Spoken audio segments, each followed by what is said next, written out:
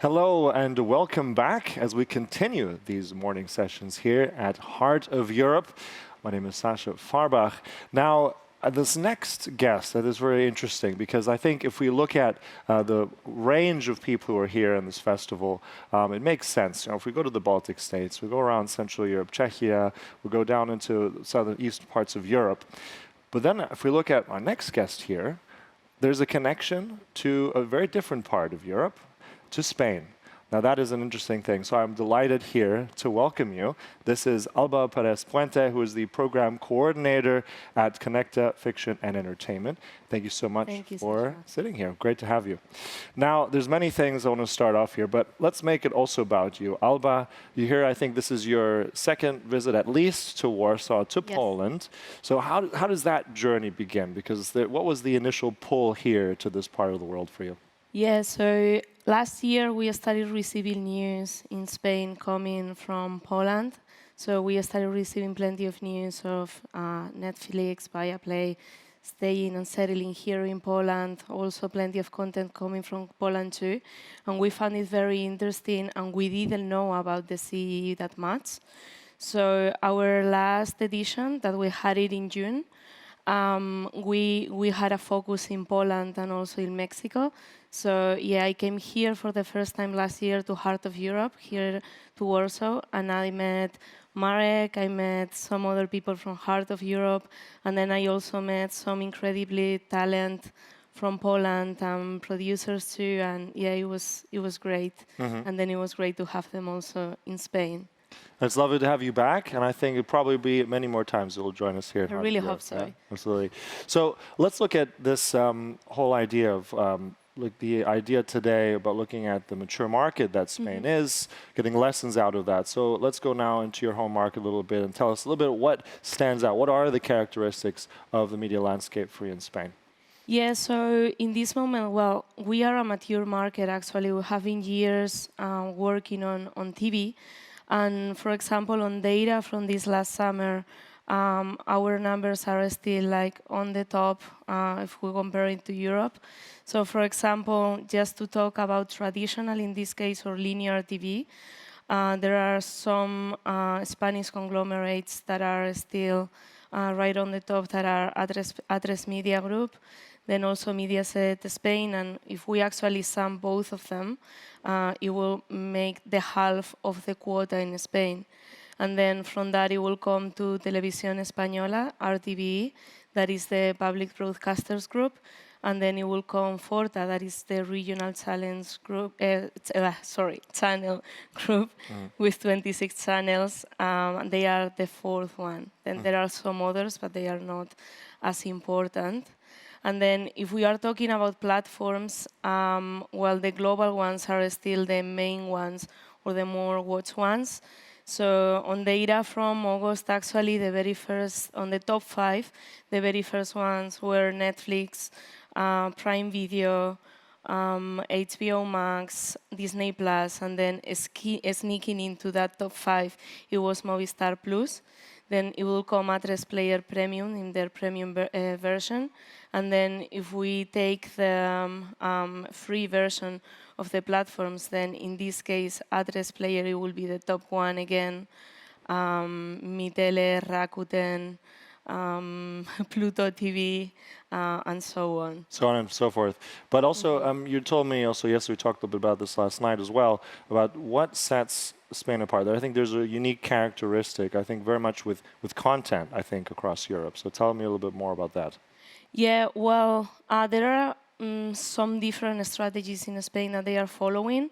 Not that much the global platforms, for example, but content-wise, RTV, for example, they are still focusing on more conservative content. Then, for example, Mediaset Spain, they are much more focused on non-scripted or entertainment formats. And then Address Media, they are doing a huge investment in fiction.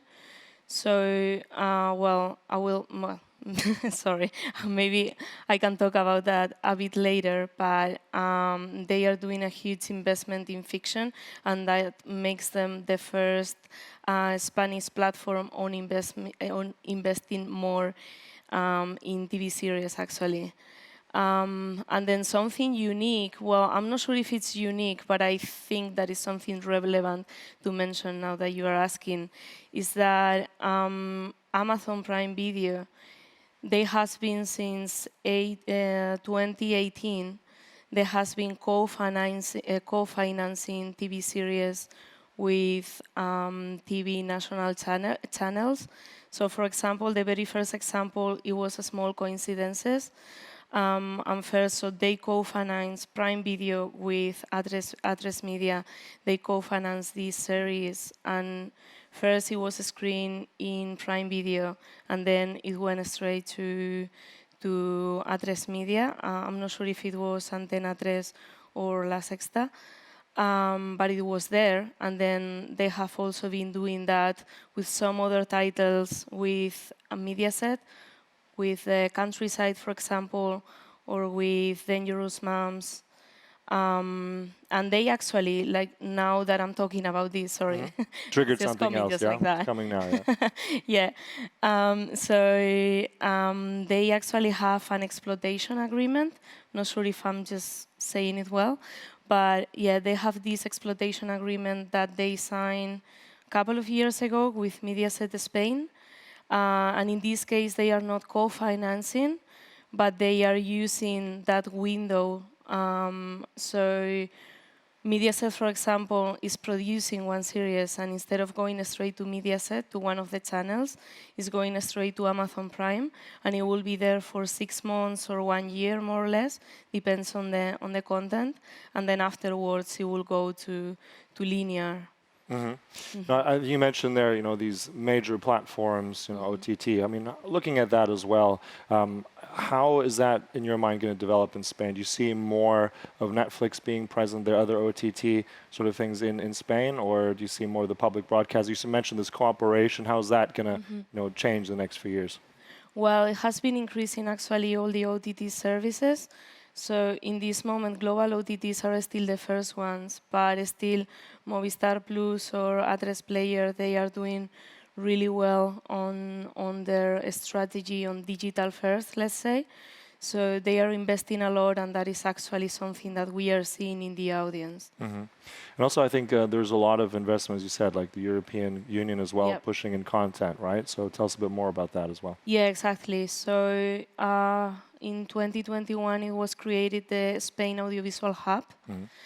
So that is something that they created. So as a country, we're very competitive, and we are competing internationally to other markets around us. So from 2021 to 2025, we are receiving a huge injection of money coming from both the European Union and the Spanish government, and we are receiving 1,600 million euros coming straight to our audiovisual industry. Now, I mean, this sounds all well and good, and I think it is good for a lot of this content developing locally as well, not just in Spain and other places as well. But is that, let's say, content that, that requires a lot of ideas, it requires a lot of new concepts, right? Do you sense also now that that's an opportunity for young filmmakers, maybe also not just documentaries, but for young filmmakers also to have a chance? Or is this, there's a lot of ideas here, so how do you see that playing out in future? Is this another opportunity for those? Yeah, I think so. I think that there are a lot of opportunities. I would say that, all of these young talents that they are making their way, they actually are coming to markets or to different festivals around, like Conecta, that is the one that I work, or they are also going to different incubators, because usually it's more easy to start that way, going to these markets, pitching sessions, and giving their own ideas, telling their own stories, and then be seen around. And I think that is something that is happening, and there is real opportunity for us there. Now I want to bring it back, of course, where we are now. We're here in Warsaw, heart of Europe, right? Yes. So that connection you mentioned earlier initially, so how it came about. But what do you see here in terms of the kind of observation through content, the different types of collaboration that are possible? How's that experience shaping up between the Spanish market and here into Poland, for instance? Well, I actually see a lot of talent, and I also see plenty of production companies. They are really professional. There is a lot of quality too. So I'm not sure 100%, but I would say that there is still not a co-production between Spain and Poland. Maybe there is. Sorry if it's not. Yeah, I don't see why not this should happen. Because I think there is talent and there are great professionals in both countries. So I think it will be great to see something like that.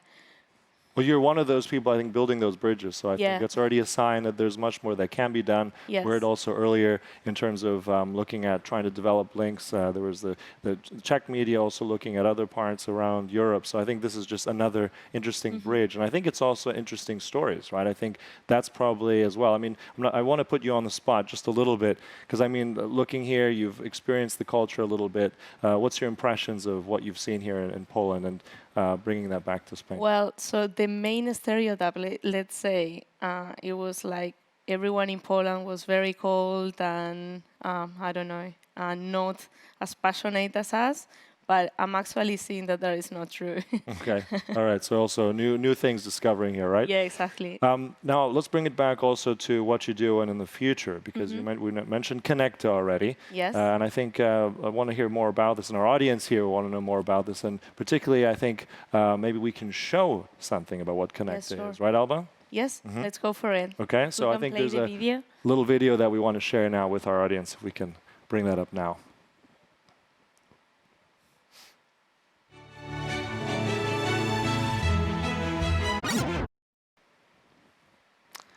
Well, that looks really nice and interesting. Looks fun. So tell us a bit briefly now at the end, what's coming up for Conecta and you guys in Spain next year.